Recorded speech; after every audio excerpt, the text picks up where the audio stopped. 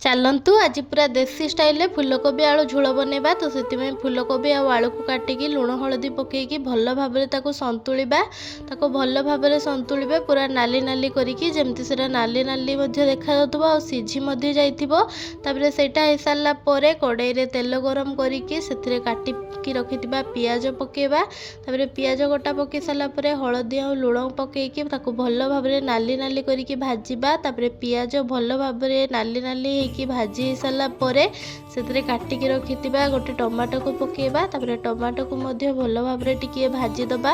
ତାପରେ ସେଥିରେ ଅଦା ରସୁଣ ଛେଚା ପକେଇବା। ତାପରେ ଅଦା ରସୁଣ ଛେଚାକୁ ପୁରା ତାର କଞ୍ଚା ସ୍ମେଲ୍ ଯିବା ପର୍ଯ୍ୟନ୍ତ ଭାଜିବା।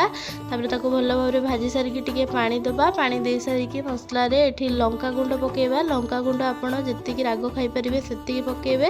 ତାପରେ ଲଙ୍କାଗୁଣ୍ଡ ପକେଇ ସାରିକି ତାକୁ ଭଲ ଭାବରେ ମସଲା କଷିବା। ମସଲା କଷି ହେଲା ପରେ ଆଉ ଟିକେ ସେଥିରେ ପାଣି ଦେଇଦେବା। ତାପରେ ପାଣି ଦେଇକି ମସଲାକୁ ଭଲ ଭାବରେ ଫୁଟେଇ ଦେଇକି ଏଠି ସନ୍ତୁଳିକି ରଖିଥିବା ଫୁଲକୋବି ଆଉ ଆଳୁକୁ ପକେଇବା। ତାପରେ ଫୁଲକୋବି ଆଉ ଆଳୁ ପକେଇ ସାରିକି ମସଲାକୁ ଭଲ ଭାବରେ କଷିବା। ତାପରେ ଝୋଳ ଯେତିକି ରଖିବେ ସେଇ ଅନୁସାରେ ପାଣି ଦେବେ।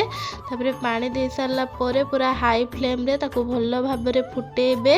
ତାପରେ ଫୁଲକୋବି ଆଳୁ ଝୋଳ ଭଲ ଭାବରେ ଫୁଟେଇ ସାରିଲା ପରେ ସେଥିରେ ଆଉ ଟିକେ ଗରମ ମସଲା ପକେଇଦେବେ। ଆପଣଙ୍କର ରେଡ଼ି ହେଇଯିବ ଦେଶୀ ଷ୍ଟାଇଲରେ ଫୁଲକୋବି ଆଳୁ ଝୋଳ।